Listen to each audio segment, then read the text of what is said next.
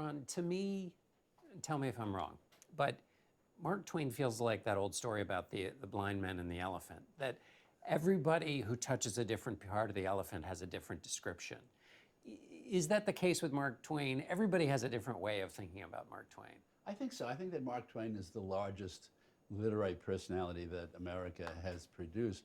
But it's interesting, even though he looms so large in our imagination, there's a way in which he's hidden behind the stereotype. The stereotype is of the man in the white suit smoking the cigar with the unruly mustache and spouting these wonderful witticisms on every topic under the sun. And there's a lot of truth to that stereotype. But under the surface, what I found spending 6 years with him was that he was also moody and temperamental. He was fantastically well-read and erudite in many different topics. He was not always an easy person to get along with. But here's this person who's completely self-made and self-invented. His father dies when he's 11. He goes to work as a printer's devil, and he becomes a figure of so many different dimensions that everyone knows Mark Twain. They feel at least they know Mark Twain because he has so many different sides to his personality. How much of an author of his own personality was he, which is to say that he crafted this public persona, because the book is full of tales of a prickly kind of guy that doesn't match up with the myth of Mark Twain as those of us in this. Well, Mark Twain was the original celebrity. You know, I mean, he really kind of anticipates the world of social influencers today. That he had a mastery of media. It was really the birth of mass media. We suddenly had mass newspaper chains, William Randolph Hearst, Joseph Pulitzer, and so we had teams of reporters who were always hungry for fresh and funny and pertinent quotes. And Mark Twain was one of these people who had an opinion on virtually everything under the sun, and it was always funny and always pertinent. What I found was that he was unrivaled when it came to shaping his image in the media. So for instance, one day, a few years before he died, he suddenly appeared in a white suit in the middle of winter. And the reporters asked him what the white suit represented. He said, well, it's the uniform of the American Association of Purity and Perfection, of which I am the president and sole member. He said, I'm the only cleanly clothed person in a dirty world. And he would do things like that that made him this instantly recognizable personality, so that Mark Twain would walk into a theater or a restaurant and people would stand up and applaud. He also, he used to give interviews from his bed. He would be wearing a nightshirt or maybe an embroidered bathrobe. He'd be smoking a cigar or a pipe. The reporters would cluster around the bed, and Mark Twain would dish to them. And so he knew exactly how his image was going to be projected in the media. Did he know something about America, what it needed at that time? As you were describing this, well, let me ask you this question. I was just about to quote from Mark Twain, what I think is a Mark Twain quote, never let the truth get in the way of a good story.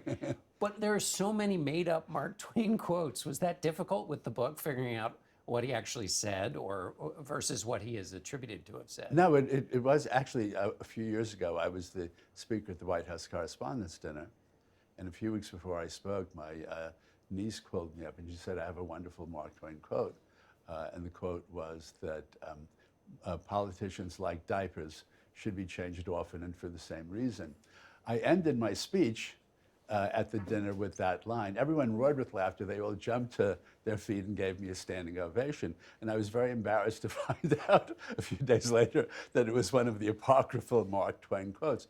One of the interesting things about Mark Twain in the quotes is that he would not be surprised how frequently he's quoted, because he started to manufacture these quotes. He wrote a book called Pudd'nhead Wilson. At the start of each chapter, he had, you know, this one of Pudd'nhead's maxims. And you could see in his notebook, he's kind of working out all of these quotes. And basically what he did, you know, he took all of these uplifting maxims from Ben Franklin, and then he gave them this deliciously cynical twist. So in a way, he was preparing his future reception in America.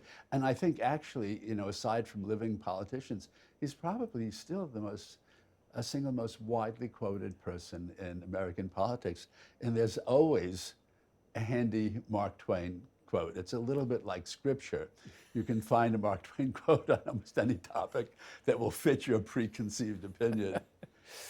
What was it like looking? You mentioned his notebooks. What was it like looking at his thought process as he was working them out, either in his notebooks or in his rougher material, his unpolished material? Well, it was very hard, I must say, as an author, to be writing a biography of someone who was a better writer than I was. And Mark Twain was incapable of writing, for instance, a banal letter.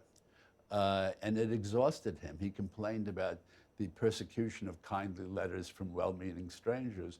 And so if Mark Twain was, invited to an event, instead of just sending back a short note saying, sorry, I'm busy that night, he would say, I'm sorry for the delay in replying to you. I have a bad habit of waiting until the pile of unanswered letters is so high that I can't peek over it, and I've reached that moment. And anyway, you kind of read this, and just his originality was just bursting out of him all of the time. His writing methods, for me, seemed rather anarchic and very unconventional. For instance, usually the average writer will write one novel at a time. That seems logical. What Mark Twain would do, he would spend 6 months working on a novel. He'd run out of steam. He would set it aside. He would then start work on a second one. 6 months, set it aside. And so he used to write at his in-laws' place in Elmira, New York during the summer. And very often he would bring like 3 or 4 unfinished novels. So some of the novels that we know now took 6 or 7 years. And I think that most writers would agree that it would be very, very difficult to recapture the mood of something that you had started to write a few years before. But this seemed to work for him. And people who knew him, particularly before he got married, said that his room was just a kind of hive of chaos with papers and cigar butts everywhere. I don't know if this is a real Twain quote, but was he the one who said, if I had more time, I would have written you a shorter letter? Yes, that's one of the famous quotes, and I think it may be apocryphal. It's frustrating that so many of the good lines, I mean, one Mark Twain line that everyone knows or thinks they know is, the coldest winter I ever spent was a summer in San Francisco.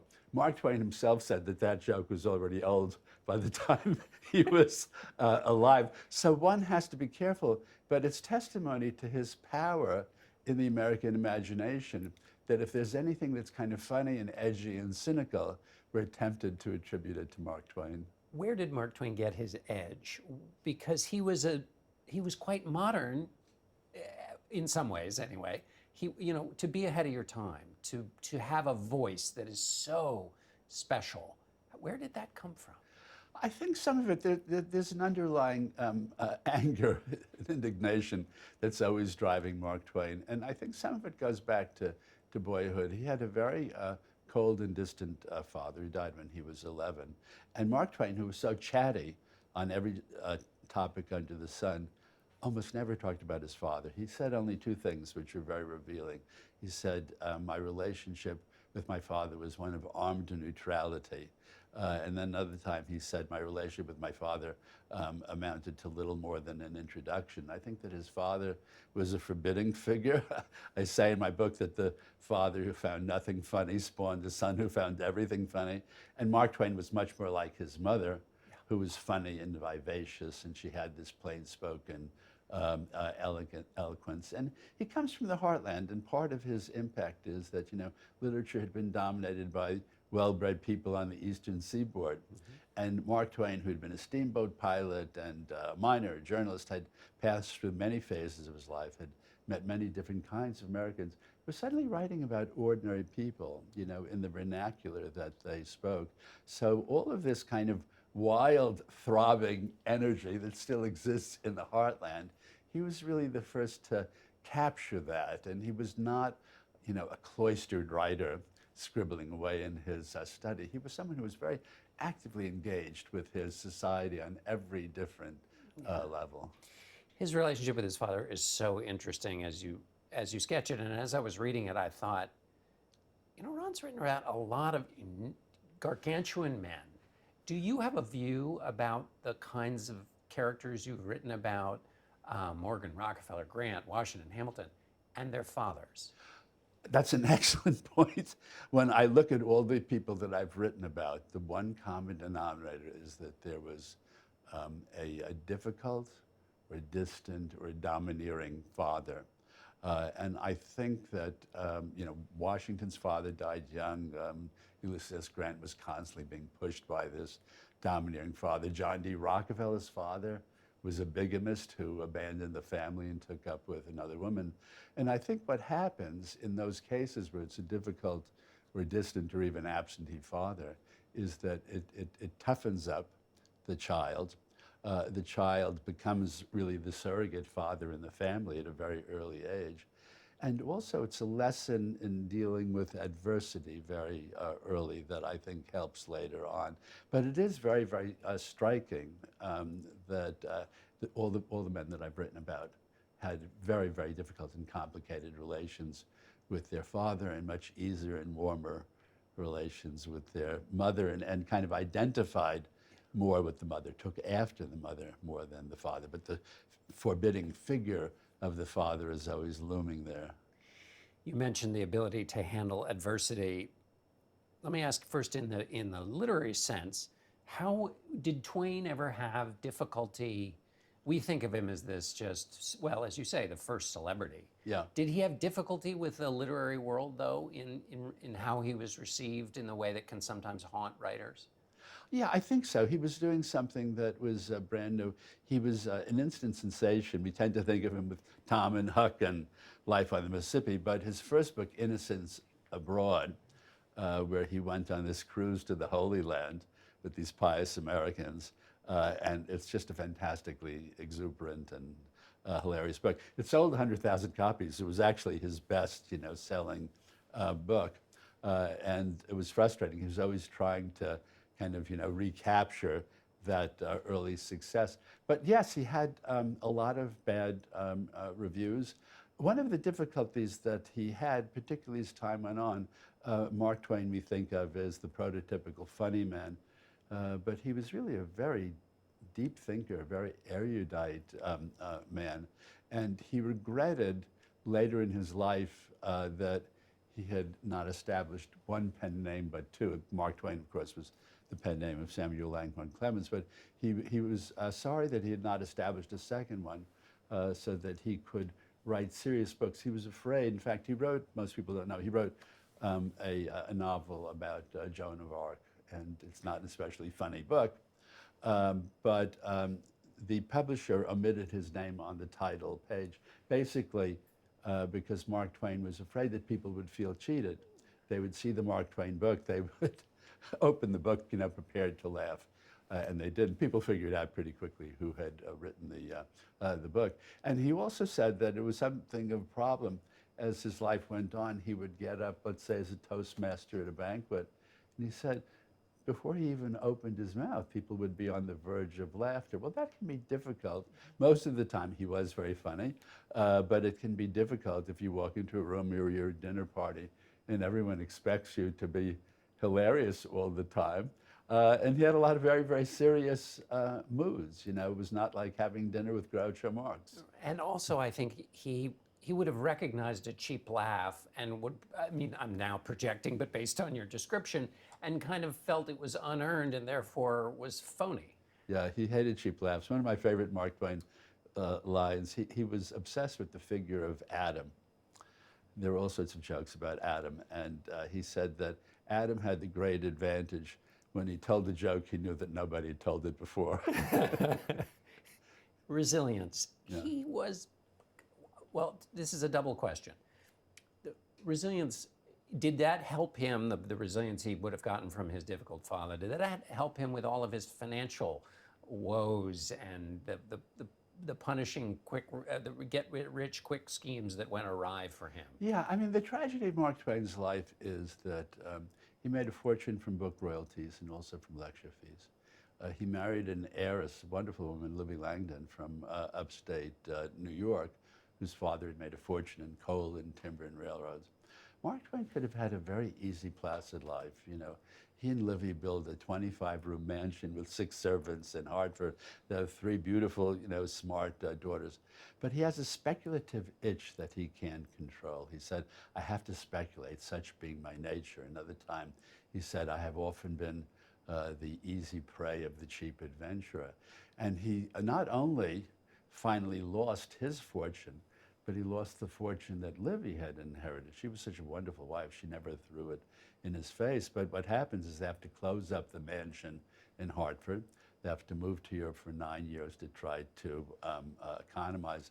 He does this round the world lecture tour to try to pay off his debts, after his business ventures go bust. And these were all self-inflicted wounds. If he had not, gambled again and again, he could have had a very kind of easy and comfortable life to the end. And that's a tie to his father, who was also had schemes, right? The father, his father failed again and again at business, and Mark Twain he was obsessed with not just doing well with investment. He wanted to get rich quick. He wanted to establish, a global monopoly. He was not content, with a small success. And I think that, the figure of the father and the father's repeated business failures haunted him. Because he said even late in life, he made the statement, he said, not a month has gone by that I didn't have a dream that I had lost everything, that I had to go back to the Mississippi and be a steamboat pilot. So that was always there in the back of his mind. That takes us to the Mississippi. What role does the Mississippi play in the life of Mark Twain and who he became? Well, Mark Twain's housekeeper, a woman named Katie Leary, said that Mr. Clemens loved the river like it was a woman, and he talked about the Mississippi all the time. This is when he was living in Hartford. If you go to Hannibal, where his original boyhood home still is, and you walk out the front door, and you turn to the left, they're just a block or two away. Is this broad, shining, magnificent waterway. And Hannibal, Missouri, which is tucked away all the way in the northeast corner of Missouri, then and now a very tiny town in a rural region, but the Mississippi was his gateway to a larger world. And he said the most exciting event every day in the town was someone would spot the puff of smoke that indicated, that a steamboat was coming. And the steamboat brought the world to their doorstep. On that steamboat, it might be, circus jugglers. It might be, minstrel show. It might be traveling salesmen. And so I think that the river held out the promise of freedom. The river held out the promise of escape to a wider world. So in a way, it's not surprising that he ended up writing Huck Finn, which embodies exactly that fantasy, both for Huck and for Jim. The Mississippi acted as a gateway for Mark Twain, too. I mean, it launched him. Yeah, the Mississippi launched Mark Twain. Also very, very important is that Missouri was a slave-owning state, and right across the river was Illinois that was a free state. And what that meant, on the one hand, there was always a temptation for the enslaved people to try to get across the river to freedom. It also made a natural spot for abolitionists to sneak across the river and try to liberate the enslaved people at the time. So it kind of put him right on the fault line of American culture and history. This was the big kind of cultural divide in our history, and the Mississippi represented that. So there was this kind of, east-west access that revolved around slavery, and then kind of, north-south about commerce going up and down the river. How did you feel, what was the process like of coming to have a handle on Mark Twain and his feelings about race, given where he was from and how he evolved? Yeah, what I tried to do in the book is completely reconstruct the evolution of his feelings about race and his feelings towards the black community. It grows up in a slave-owning family, slave-owning town. When you read his letters from adolescence, they're full of crude, racist jibes. But what's surprising is how much he grows on this issue. He woos and weds Libby Langdon, who's from an abolitionist family in upstate New York that had been involved in the Underground Railroad. They were friends with Frederick Douglass and Wendell Phillips and all of these towering figures in the abolitionist movement. And his views begin to change. He becomes more of a Northerner. He writes Huck Finn, which is still arguably the greatest anti-slavery novel in the language, whatever its imperfections. And then it reaches the point, also around that time, he decides to finance the education of a black law student at Yale Law School. And he explains his decision to the law school dean by saying, we have ground the manhood out of them, being the blacks. And he said, and the shame is ours, not theirs. And he was very good friends with the novelist William Dean Howells, who said that no man more detested slavery than Mark Twain. And he said, paying for the education of this black law student, he said, Mark Twain felt personally responsible as a white man for what the white man had done to the blacks, and that paying for, his name was Warner T. McGuinn, paying for McGuinn's education was his own form of reparation. And he actually used that term, reparation. It's a very interesting story because Warner T. McGuinn graduates. He becomes a very, very distinguished lawyer in Baltimore. And there's a young lawyer who occupies the adjoining office whose name is Thurgood Marshall, who of course ended up on the Supreme Court and argued Brown versus Board of Education. And Thurgood Marshall said that Warner T. McGuinn was one of the greatest lawyers he had ever encountered, and had he not been black, he definitely would have been a judge. So you could see kind of the long influence of that decision to finance the education of this black student.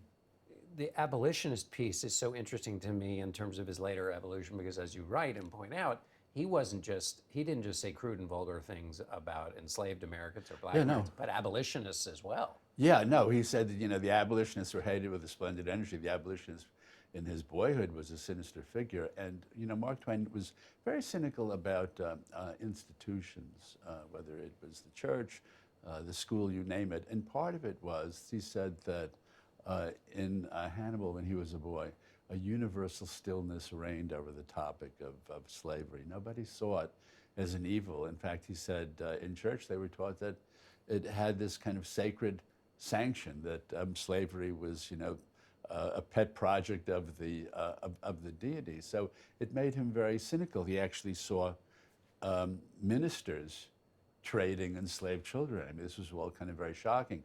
But he realized, because this is kind of Mark Twain looking back, he realized that as a boy, all of this seemed perfectly natural to the people in this town. But then when he looked back, you know, through the eyes of adulthood and more experience, you know, he realized how shocking and horrifying this whole system was. So it's kind of a great American story.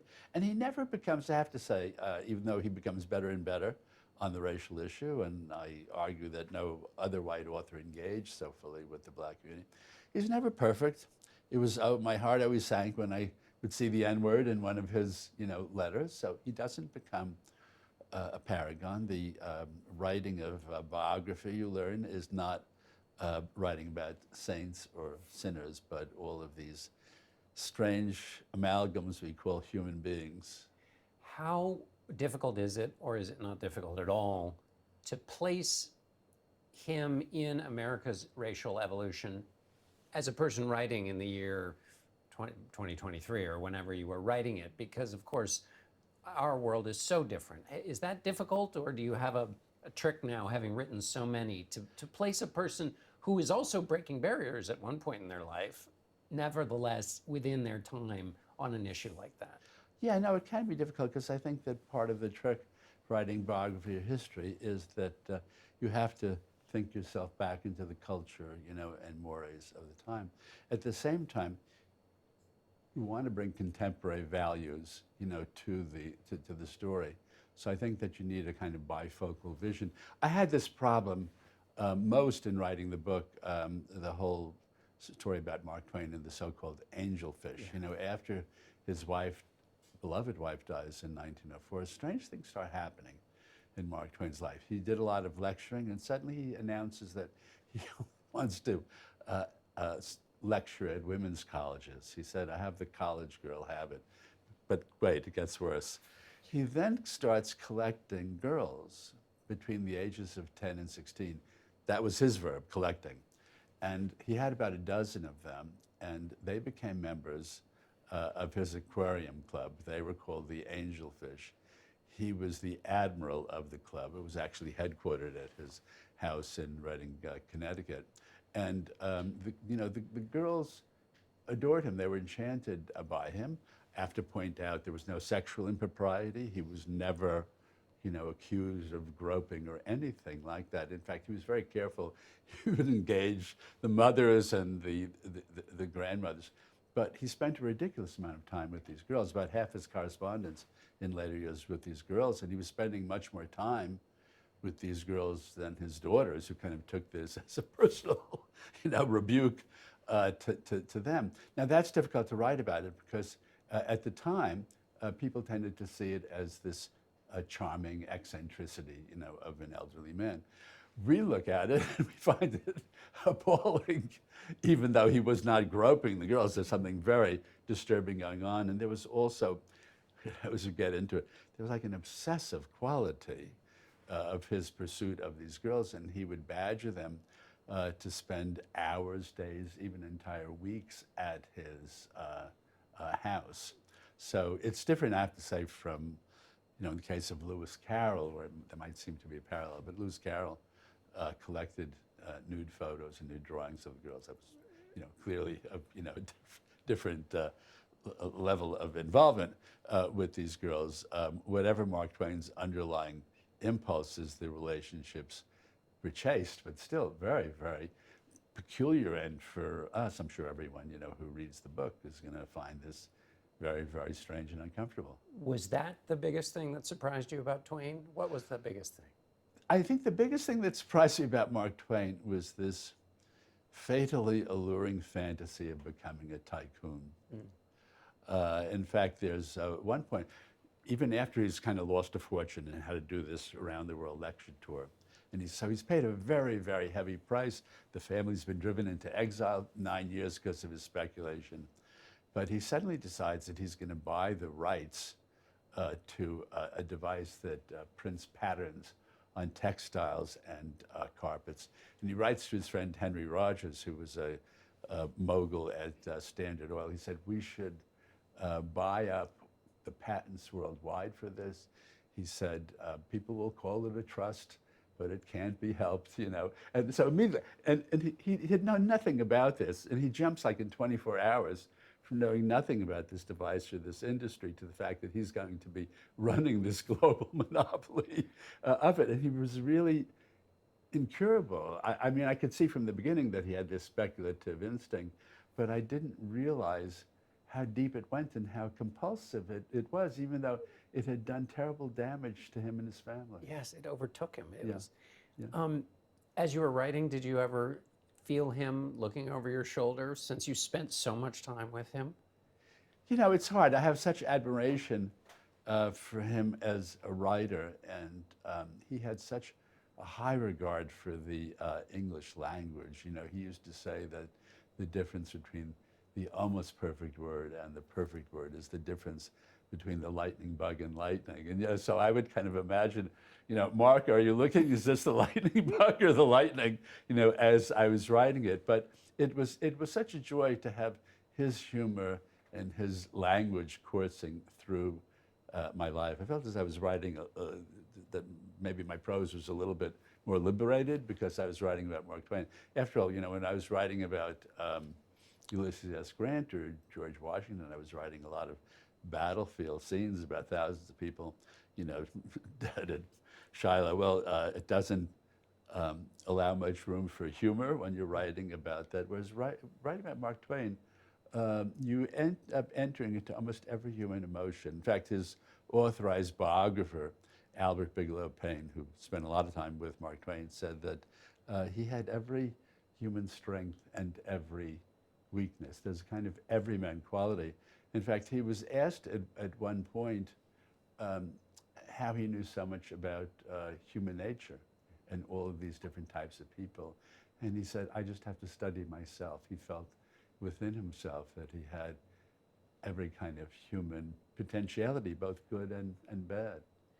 You have written about these powerful characters for many years now.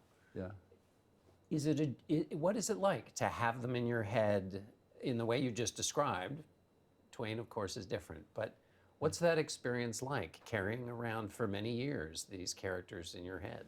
I feel very lucky to have had the career that I've had because, I mean, I write about these people because they've had more interesting lives, than I've had. So it's wonderful. I go into my study every morning, I open the door, and suddenly I'm in the 18th or 19th or 20th century, and I disappear into that world.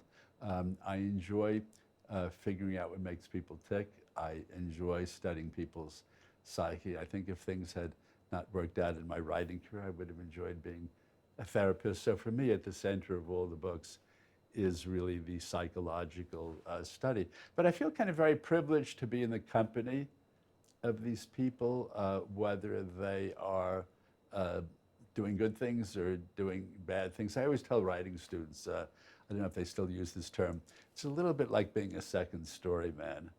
You break into someone's house in the middle of the night, and suddenly you start rummaging through their drawers. And you will find things inevitably that will shock you.